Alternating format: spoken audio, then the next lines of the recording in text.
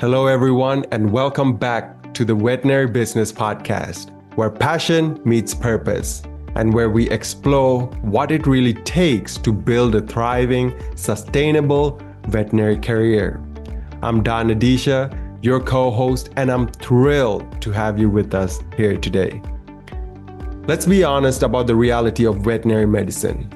It's a field driven by a deep sense of calling, which means showing up early, staying up late, and giving everything you have and some more. But that level of commitment raises a critical question, one that lies in the heart of building a sustainable career. How do you keep that initial spark alive when the daily pressures build? And how do you transition from simply starting a practice to building a legacy that lasts? That's what today's episode is all about. We're joined by Pickens, founder and CEO of Claire-ity Group, LLC, a true force in helping veterinary professionals and entrepreneurs turn their passion into lasting success. With over 2 decades of experience leading operations, building teams, and guiding businesses across the veterinary world, Claire knows what it takes to turn startup energy into steady, sustainable growth. In today's conversation, from startup sparks to steady glow, building a legacy that lasts, Claire will share how to create a recurring playbook that keeps your light shining even through the tunnel moments of leadership, change, and growth. And we have a special gift for our listeners from our sponsor, Equa Marketing.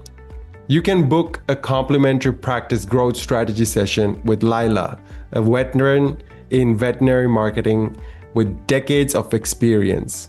During this session, you'll receive an in-depth analysis of your practice's online presence, plus a 6-month personalized plan to grow your practice and strengthen your connection with your community. It's our way of supporting you and the incredible work you do every day. To book your session, you may go to www.veterinarybusinessinstitute.com/MSM. It'll only take around 90 seconds, and why not invest that into your practice? So with that being said, Claire, it's such a joy to have you here. Welcome to the show. Absolutely. It's a joy to be here. Thanks for having me.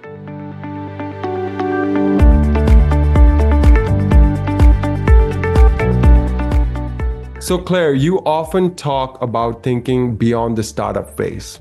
What do you see as the biggest mindset shift entrepreneurs need to make once the excitement of launching wears off, and how do you guide your clients through that transition?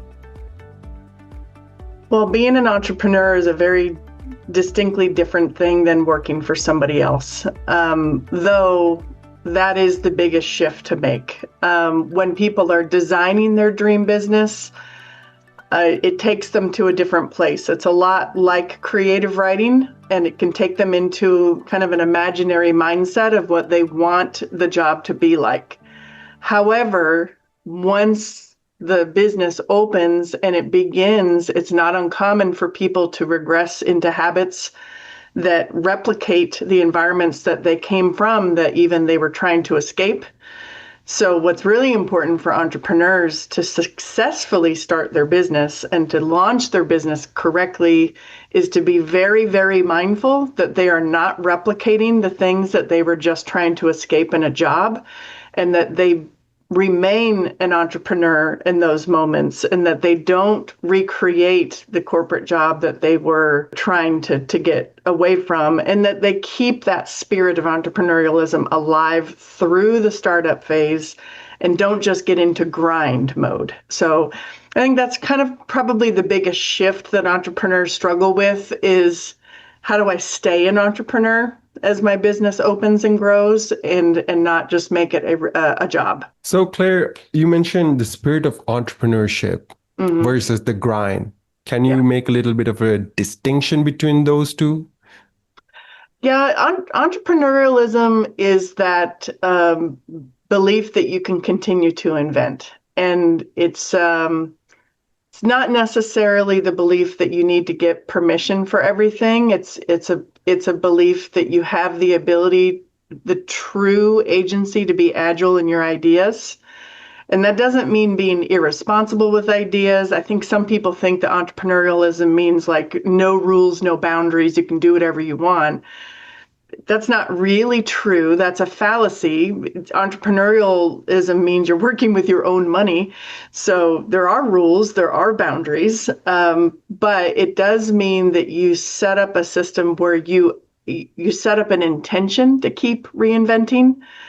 And if you don't do that, then you can actually just create a job. And that is the danger that entrepreneurs can fall into, is that they can open a business and become their own worst boss. And so that's why keep that spirit of entrepreneurialism alive by making sure that you set up those boundaries to be able to say, have I invented something? Have I reinvented something or invented something? Have I reconsidered something that I'm doing, to keep that spirit of entrepreneurialism alive?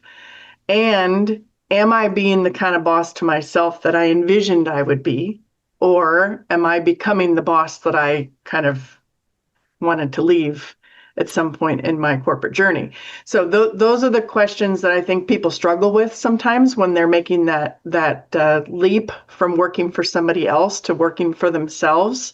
Mm-hmm. And that's only because that's human behavior. We typically tend to mimic what's been modeled for us. So it takes a lot of intention to break those cycles. Certainly easier for people that, I won't say easier, it's certainly different for people that have not had it modeled as much. I'll use myself as an example. I opened and started running a business before having had worked for too many other people in that position. So I invented myself in the role. That meant I made a few mistakes. I definitely made some mistakes in the role. But I invented myself in the role versus saying I'm going to do it like had been modeled for me. See the difference there? So I think that when people are starting businesses, that's something they need to be very, very mindful of as they make the transition from dreaming about the business to running the business. Right. So the biggest mind shift is to get into a sort of an inventor's mindset instead of like a job mindset, right? And of course, working for yourself is completely different as compared to working for someone else, but due to habits and practices, you might be replicating those same behaviors if you aren't intentional. Yes. Just to help us let it unwrap a little bit more, Claire, can you identify some of the most common mistakes you see veterinary owners make in that first year after their initial launch excitement fades? Yes. So there are some beliefs about whoever or wherever they may have come from. And it's unfortunate, but some of the systems, some of the employment systems that people are in, they don't always get to see every part of the books, right? And there's math that people don't always get exposed to. So there are some beliefs about how money is spent and about how things are navigated, how staff raises are navigated, how equipment is purchased. And there's some idealism that's created off of that. And so people say, well, I'm not going to do that, whatever they believe that is in my own practice. I'm going to do it like this without necessarily knowing all of the math that goes behind that. There may have been more to the story that they don't know, and there might be some idealism that's being applied. So what I would encourage with veterinary owners in particular is you might not have known the whole story. So maybe dig into some of those stories while you're with your current employer before you open your own practice and understand, was there more to the story behind not buying that piece of equipment? Was there more to the story behind the timing of staff wages? Was there more that you didn't know? Because some of that may actually apply to your own business. And in that first year, you don't want to come out the gate being overly idealistic and setting the wrong culture for your staff of of saying, well, I'm going to do things really, really differently because corporate is evil and I'm the savior. And that's not really the culture you're trying to set, if that makes sense. What you're trying to do is just set a culture of this is our practice, this is how we're going to do things. It's not really about who's the good guy and who's the bad guy. It's just really about how we're going to manage money, how we're going to manage patients.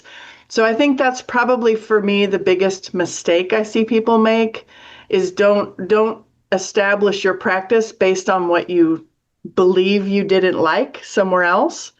Establish your practice based on what you believe is ethically correct, financially correct, culturally correct, and make that your path forward rather than spending too much time focusing on the breakup, or what you believe about the whole situation. Because I would say it's very, very few people that I meet that know the entire story of the math of where they're leaving.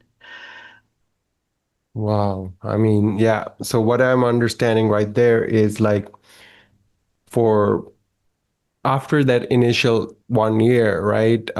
If they have not looked into the whys of those, the whys Mm-hmm. behind the numbers, why was, if they haven't gotten that from an experienced practice owner, they Yeah. might be, prone to make the same mistakes all over again, which could be easily avoided had they uh, gotten to know the whys a little bit early on. And Claire, just to get that a little bit on, say, an experiential side, right?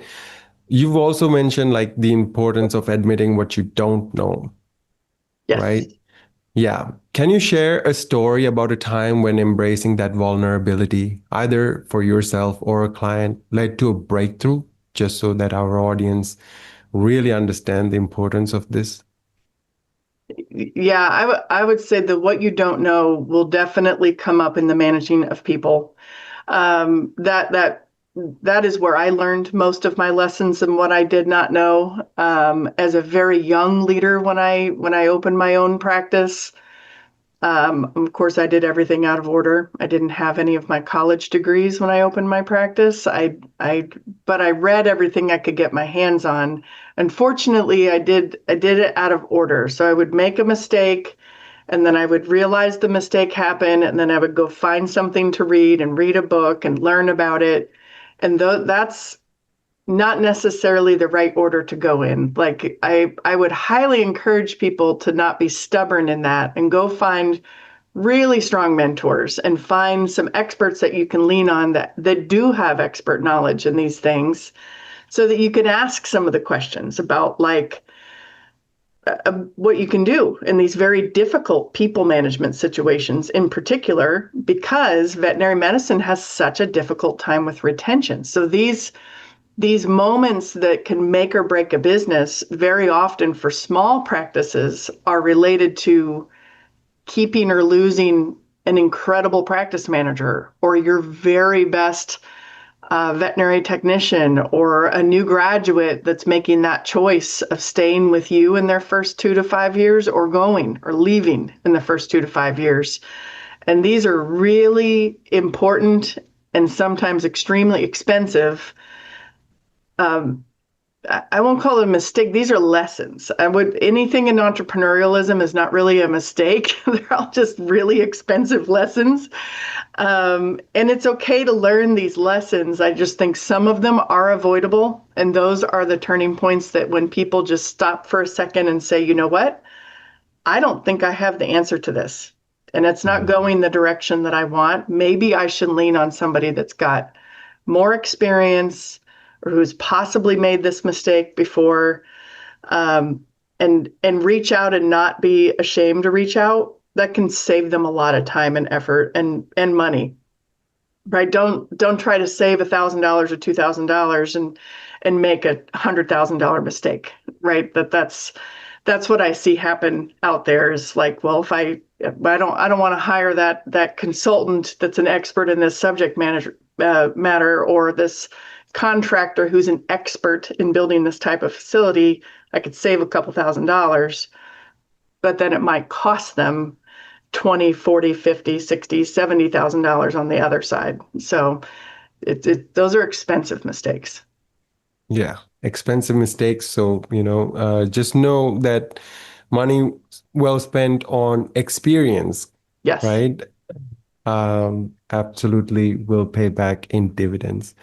Now, you just alluded to it a little bit earlier, Claire, there, with the veterinary industry seeing some of the highest turnover rates at around, I think I remember the VMA had released around 23%, one of the highest in healthcare. Absolutely. So, this next question might be very important to our practice owners in understanding how to manage it, perhaps, right? Mm-hmm. So, Claire, you helped many pet-centric businesses move from ideas to thriving operations. Yeah. Thriving.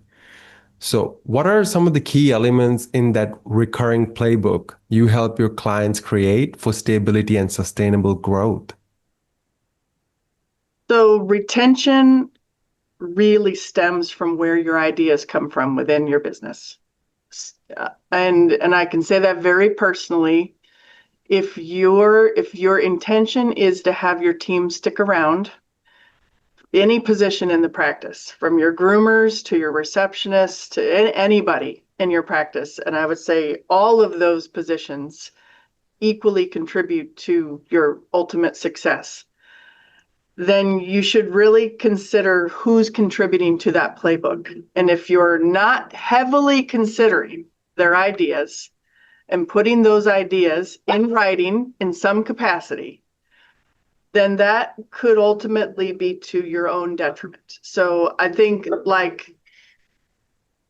and the reason I say that is because people come from every different walk of life. And it would be, in my opinion, a mistake to downplay somebody else's walk of life, because their exposure to customer service could be the secret sauce, could be the thing that you put in your playbook that changes the way that your practice delivers customer service. They might have exposure to a technology.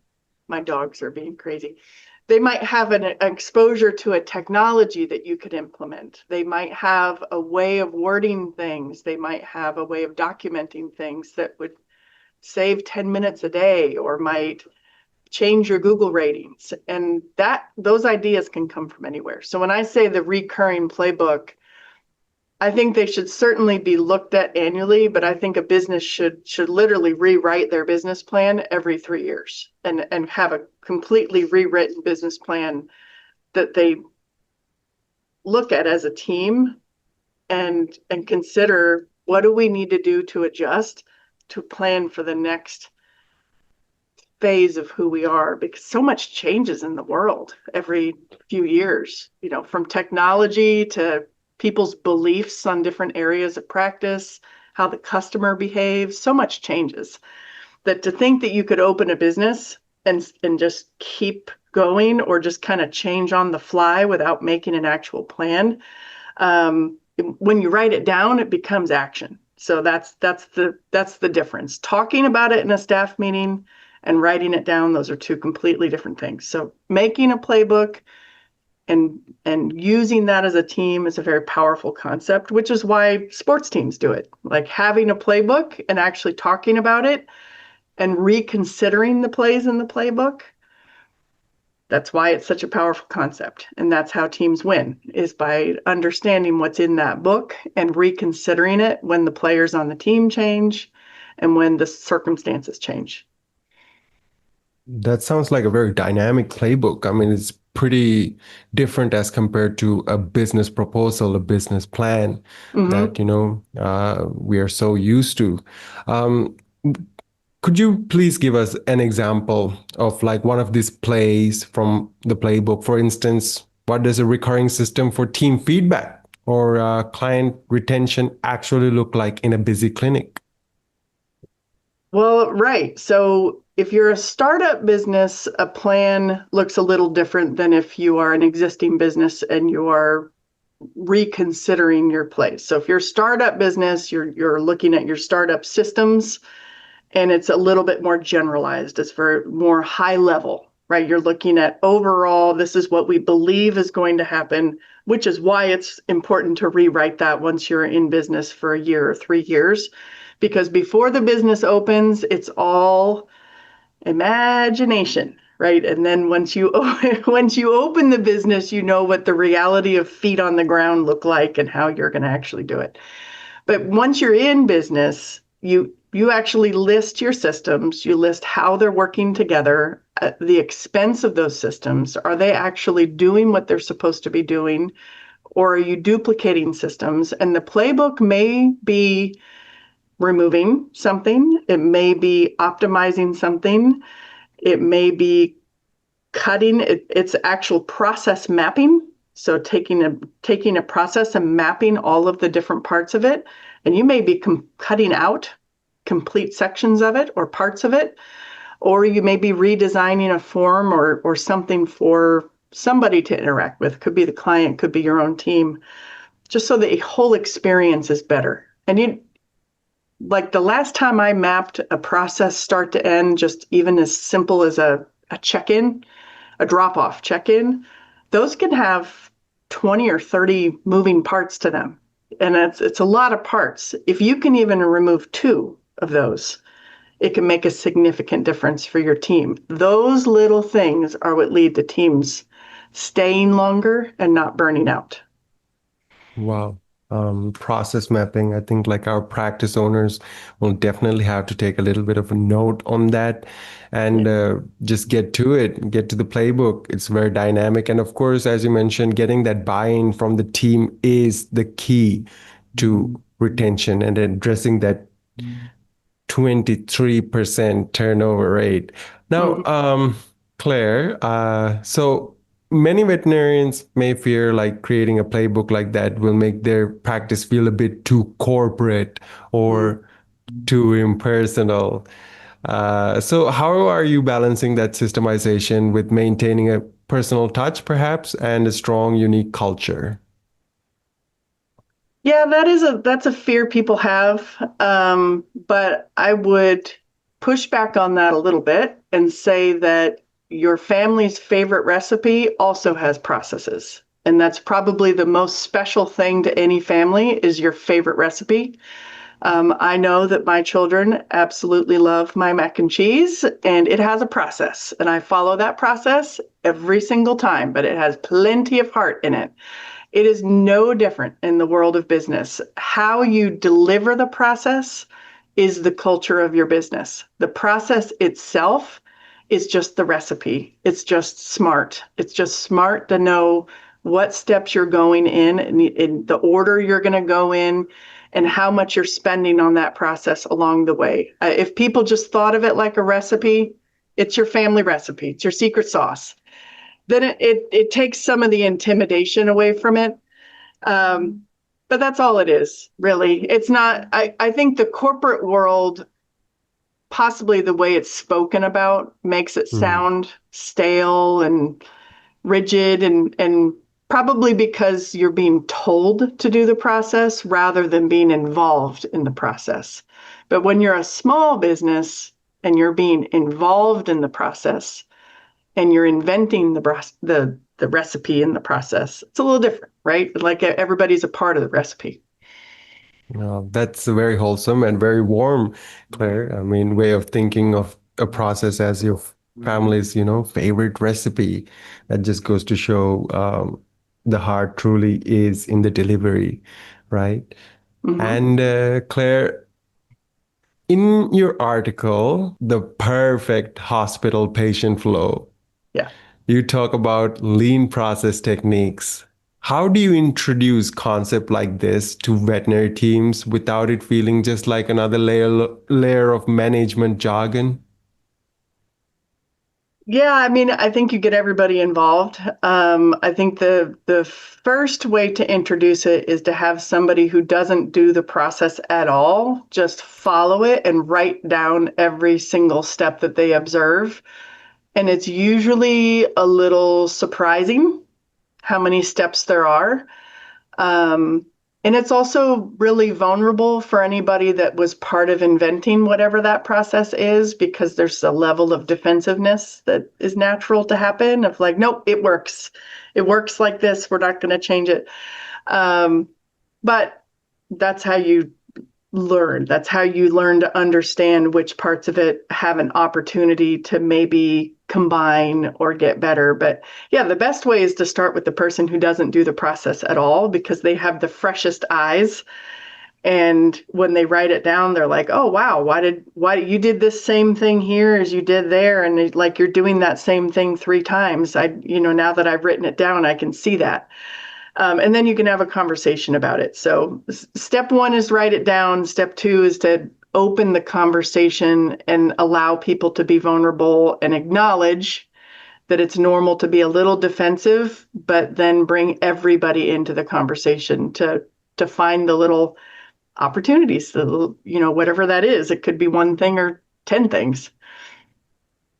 Okay, and similar to, getting to understand the why behind the numbers, I think it seems to be important to get the why behind the process as well.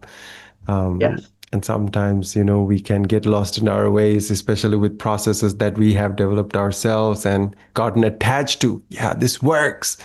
But I it mean, might, yeah, yeah. it can be like as simple as I've seen people move a printer 2 feet up on a counter, and that makes a material difference in their day. Or maybe it's the mini fridge wherever they're getting their thing, and they move it underneath a different spot of the counter, and they're like, whoa, that just removed 10 steps from this process.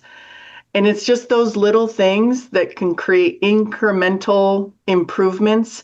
And maybe it didn't even necessarily improve the amount of time it took to do it, but maybe it saved some lower back pain, or maybe it saved some repetitive motion, or maybe it was like the most annoying thing they did during the day. Because yeah, everybody has that thing that's like, that's the most annoying thing I do all day. Maybe it was that thing. So like anytime you do process flow work, that's what you find. Wow. Okay. Very insightful, Claire. And of course, it's the little things that do add up in the end. And yeah, saving back pain is, whew, what they say, God's work right there. Yes. Yeah. Yeah. Now, Claire, as both a business strategist and a creative entrepreneur, how are you blending structure and innovation when helping veterinary and small business owners plan for the future? Well, my process is a little different, and that's because I've walked the walk. I've done the journey. When I wrote my first business plan, I was a little young and dumb, and that was to my benefit because I had not been overly inundated with a lot of business terminology yet. So I got to be a dreamer. And now that I have so much terminology in my brain, I see the benefit that gave me of being able to be a dreamer. So that is kind of the unique touch that I like to bring, is that I like to remove terminology for a certain percentage of the time and ask dreamer-like questions. What did you envision? What do you imagine? Like very big, dreamy questions. Because I think that's important, because you're creating an investment. You're not supposed to just be creating a job, and you're doing something that is tied to your family's future. And it could be for 5 years, 10 years, 20 years. I've met business owners that are in their business for 30 years. So it could be tied to a marriage, to your children's upbringing. So it's important to tie these things back to a level of who you are. It has to fit your life. So it's kind of an 80-20 rule. Like 80% of it does need to be about like, what is this business going to work? And the other 20% needs to be, what do you dream of happening here? What's the imagination telling you can happen here? What's possible? Okay, but you always start with the dreaming aspect and then get into the more investment side of things, is it? Yeah, I do the projections last. Actually, I start with the what do you imagine this business to be? And Hmm. then I actually do not show the business plan to my clients that are starting new businesses until we are halfway through it. Okay. Um, I get all the way through market analysis and I just ask leading questions. And then they begin to see the rough draft with the business terminology halfway through. And that is with intention because it's too easy to gravitate towards the overly terminology laden side of planning. Um, but it's tough. Entrepreneurs really need to stay in that innovative mindset if they're going to follow their vision and follow their heart. Otherwise, they could just type in an AI prompt and get a bunch of purpose driven type stuff back. And that won't get them anything more than just another job. So if people are going to open a business that fits who they are, then they've got to get that out somehow, and something about them needs to show up in the plan and on the paper. And it's pretty common for me to hear during the process that it feels a little therapeutic, that it feels good to get it out of their head and out off of their heart, and that it feels a little bit like journaling, especially the first few interactions feel like, oh, yes, I've had all these ideas stored up. It feels good to get them out. Um, and then we move into the more technical operational sections of the plan, as we get past all of that. Okay, so that's what you would recommend, is it, for any practice owners looking to get into business as an entrepreneur? Start with the Yeah. dream, start with your goals, what makes you you, and bring those things onto paper and then figure out how to make that investment work. Mm-hmm. But don't get too tied on the numbers, is it? Because at the end of the day, even if the numbers were great, if you are not passionate about it, then who's going to run the business? Is that Yeah, it's not an easy business to run. So I think that if you ask a bank, they're going to tell you veterinarians have an extremely low failure rate, and that is true. Um, Pet businesses and veterinary practices have very, very low failure rates, and it's just a hardworking profession. So I don't, everybody can give a theory on why it has such a low failure rate. My personal theory is it's an extremely hardworking profession and we don't give up easily. So once you get into this business, we know you're not going to give up very easily. So just consider that, and consider you should build something that fits you, that fits your life, and that you're going to hold yourself accountable to. As somebody who owned a practice and sold a practice, I do know what it feels like to experience the times where you don't even want your own practice. Like, I went through a recession just a couple of years after opening the practice. That was not fun at all. It was a terrible experience to see an empty lobby and to see the consumer shift so quickly. It recovered, but those couple of years were not an enjoyable experience. So I know personally, as a business owner, you have to have a deeper meaning and a deeper level of commitment than just the numbers working on a piece of paper. The numbers will not keep you tied to your business in the right way. You have to have more meaning behind it than that. So that's why I suggest that entrepreneurs start with the meaning and then expand into the logistics and the numbers. And Claire, where do you see the biggest opportunity for innovation in the veterinary business model right now?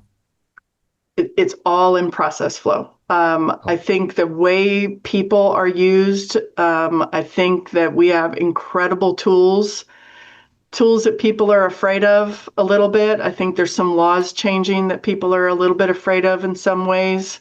Mm, Um, all of these things are happening, they're occurring. There's not a lot that too many of us can do about it. I think learn those tools, learn how they can benefit your time and keep you from working 24 hours a day and outsource where appropriate. That's another lesson learned as an owner. Outsource where appropriate. There's no need to work 24 hours a day. But I think it's all process related. I think there's still a lot of area of opportunity there for people to reduce the amount of burnout that veterinary professionals experience physically and mentally. I think it's one of those professions that experiences both types of burnout. Yeah, definitely. Innovation right now is happening in processes and optimizing processes. We got AI integration coming up, and then as well as you mentioned, there are a bit of changes. Recently, there's that pushback for tele-veterinary practices. Um, After COVID, they're tightening up the rules again. So got to think about that. But definitely, looking at the processes, mapping them out, seeing it visually, it seems like does wonders with giving you a different perspective and removing it from being so tied to your heart.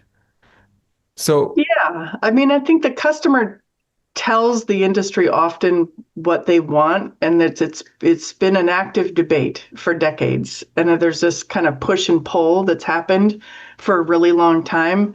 Every once in a while, the industry just needs to stop and listen to the customer and say, is that really what you want? How can I fit in? Because I still want to be one of the most trusted things in your family's life, because it has historically been a profession that is incredibly trusted. So to keep that trust, though, you have to keep adapting to what the customer feels is the best way to interact with you. And it's hard. It doesn't mean that it's easy. And certainly election cycles, recessions, there's lots of things that change it. And technology is probably the biggest one that changes it.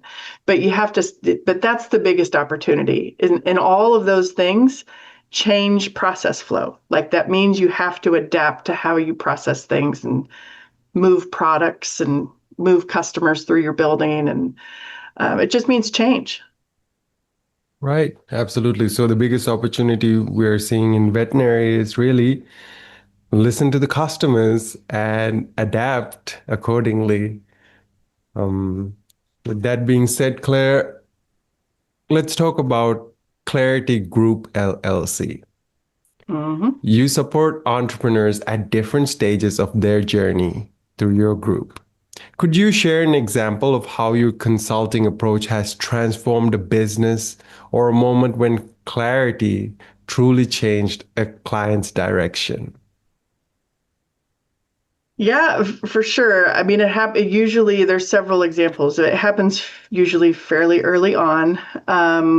I get a lot of handoffs from banks and contractors for people that are formulating their idea, and often they don't know how big of an idea they have yet. And by big, sometimes that means how big financially they want their idea to be, how much money they want to get from a lending perspective.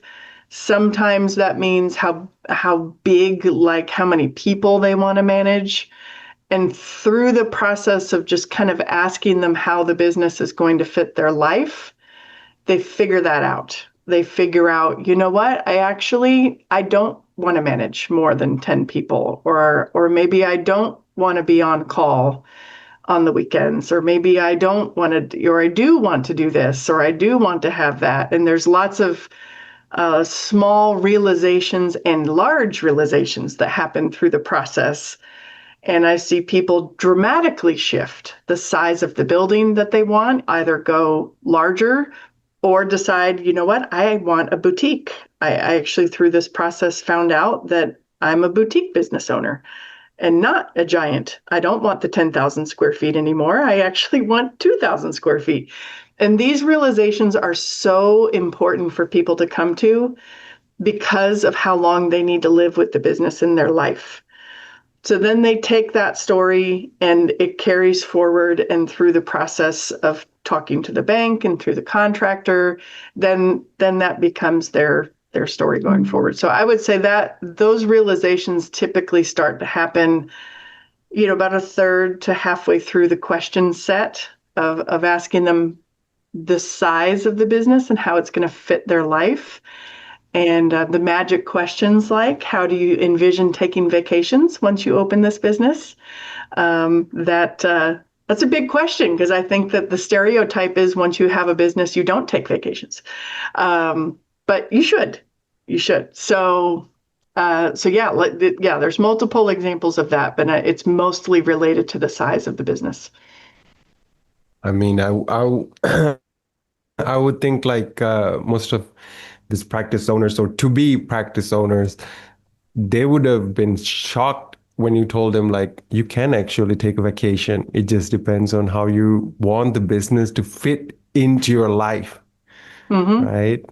Wow, absolutely. Having that realization on paper before things go into concrete, yeah, would be a life savior at that moment in time.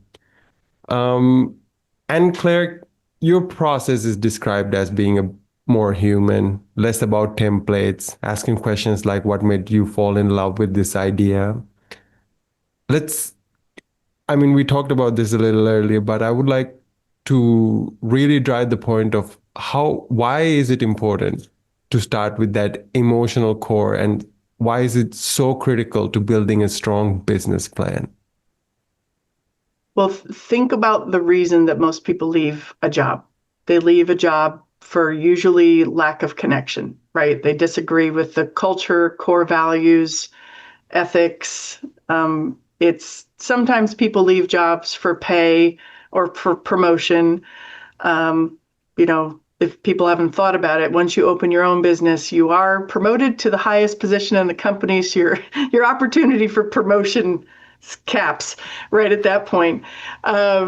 So you don't want to fall out of love with your business very quickly after you open it. So the reason it's so important to start with the heart and the culture and the core values of your business is that you really don't want to end up in a scenario where you've created a business that you personally don't want to work for in the next coming couple of years. And if you build a business that there's lots of templates out there, like there are lots, this de novo world, I've been a de novo specialist, so that I've built over 100 practices. So, and there's lots of me out there. There's more of me out there. There's lots of templates. That is not what makes a practice a practice. A practice becomes a practice because of the people inside of it and the culture inside of it. So the template is not what's going to make the practice sustain, and it's also not what's going to sell the practice later. And that's something that people really need to think about. The effort that you put into it at the beginning to really make something unique and valuable that can grow and sustain and will retain humans makes it more valuable later when you want to exit said practice. But if you're just building a box with a template that theoretically is going to make money, and you did not give a lot of thought to culture and heart and the core of what's going to make that a place people want to work, then it's probable and likely that when you start thinking about the exit, how will you talk about that business on the exit? I mean, if you didn't know how you were going to talk about it on the way in, how will you talk about it on the way out? So that's why it's so important to connect with the heart. Something I tell people often is the bank sees and hears a ton of business plans. They're connecting with you. They already know about your business. They already know the data for your business. They already know your demographics. The business plan is a validation that you also know it. And they want to hear about you. They want to hear about the unique qualities you're bringing to the business. So that's why you start with the heart, because that's what they really truly want to hear about is what about you is going to make this business sustainable and viable and a great part of your community.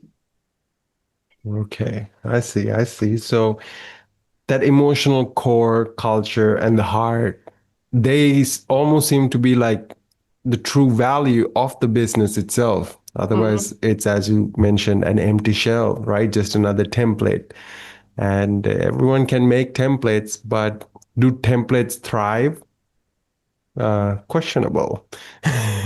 It's questionable. Some of them have closed recently. So yeah, I don't know. I think there could be a pretty active debate on that. The template is only as good as the people who operate within the template. Wonderful. That's beautiful. So now moving on to our final question. Claire, legacy is a powerful theme in your work.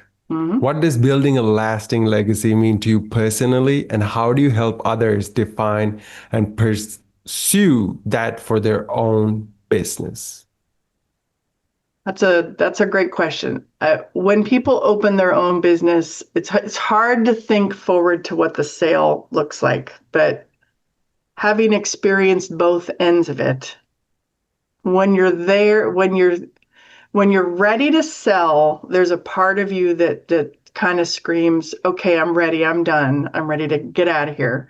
And there's another part of you that's like, "I can never say goodbye because this is a part of me, and I'm gonna, you know, some part of me has to stay here. What part of me is going to live on with this business?" And that to me is kind of the definition of legacy.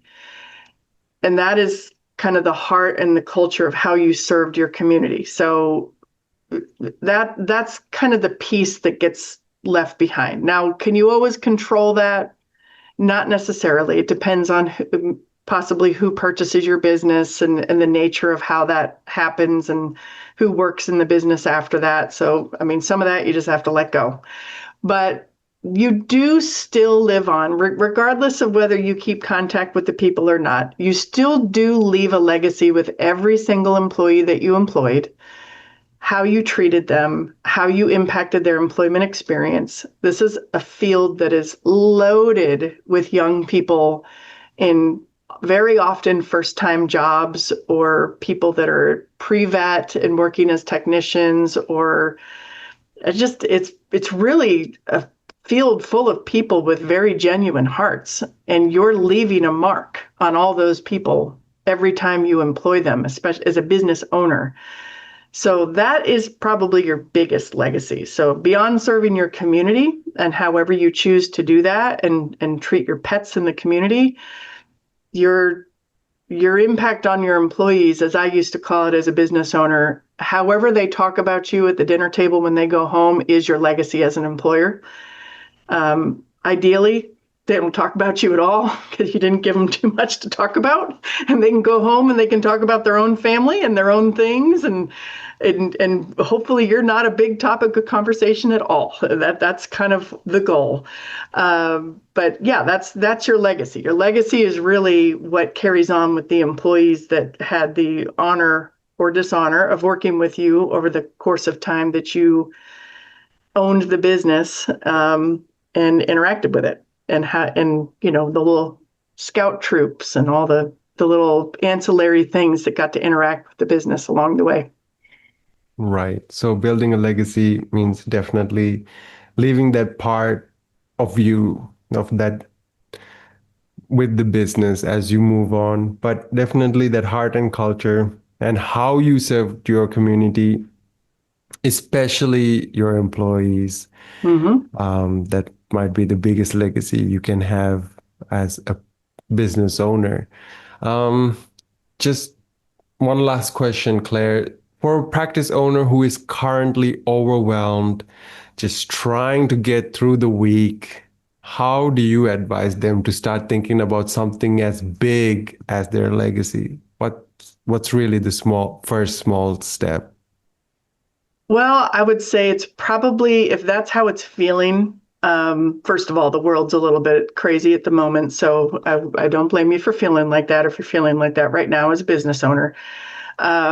So business owners are really hard on themselves. So that's number one. I had a lot of sleepless nights wondering if there was anything I could do better.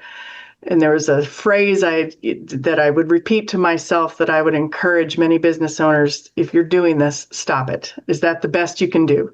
Yeah, a lot of times it is the best you can do, and it is okay. You don't need to be superhuman. If you are treating people well and you're treating your patients well, you're doing well. It's fine.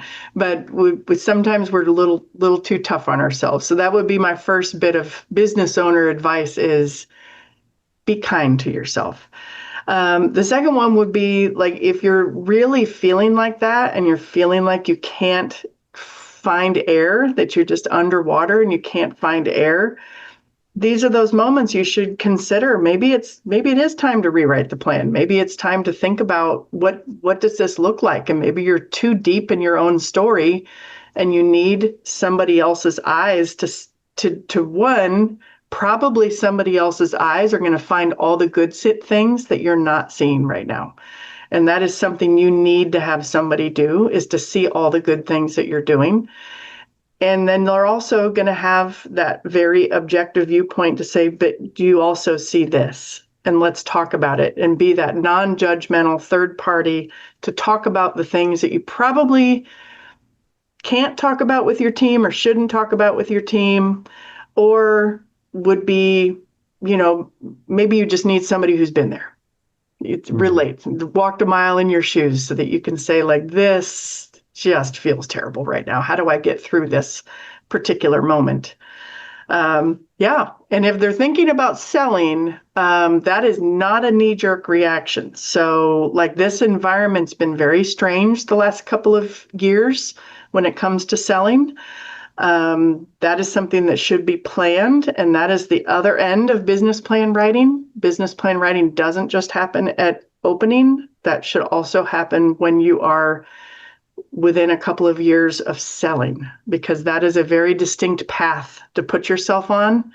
And you should have all the same kind of stakeholders involved on the way out that you do on the way in, if you want the kind of peace of mind that you can have on the way out. Okay, Claire.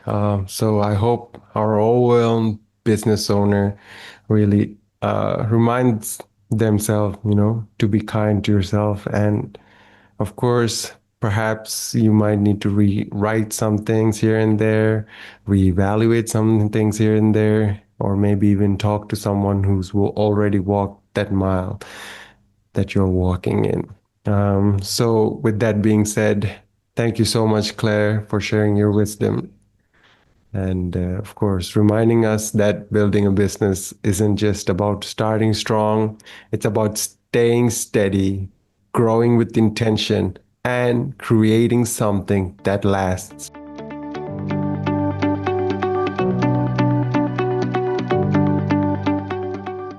To our incredible listeners, thank you so much for being here. Your dedication to animals, your teams, your clients is what makes this profession so extraordinary. Today's conversation wasn't just about business planning, it was about protecting the heart of your practice, finding clarity in the chaos, and keeping that inner light burning, even when the tunnel feels long. If Claire's message resonated with you and you're ready to take your next step in business growth or clarity, connect with her through Claire-ity Group LLC. Her work is all about helping veterinary entrepreneurs and leaders turn their vision into lasting impact. We'd also love to hear from you. What part of today's conversation inspired you the most? Send us your questions or reflections. We may feature them in an upcoming episode. From all of us here at the Veterinary Business Podcast, thank you for showing up every day, for your patience, your people, and your purpose. Keep leading with clarity, compassion, and courage. And remember, the light you are building today can guide you through every stage of your journey. With that being said, I'm Don Adisha. Take care, and we'll see you in the next episode.